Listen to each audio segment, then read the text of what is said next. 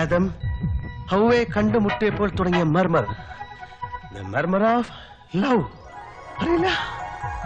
ഇപ്പോ മർമർ എങ്ങനെയുണ്ട്?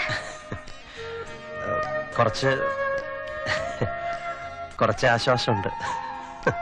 ഇത് വെറും മർമറല്ല, ഒരുതരം ഞരമ്പുവാതാ. ആർത്രൈറ്റിസ്.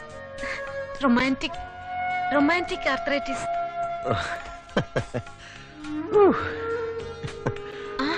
ഈ രോഗത്തിനൊരു കുഴപ്പമുണ്ട്. It's contagious. ചികിത്സിക്കുന്ന ഡോക്ടറിനും കൂടി ഇത് പകരും. ഞാൻ ചികിത്സിക്കട്ടെ? ചികിത്സിച്ചോളൂ. പക്ഷെ ഒരു ഇന്റൻസീവ് ഒരു ഇന്റിമേറ്റ് കെയർ വേണം. എങ്കിലേ അസുഖം ഭേദമാകൂ.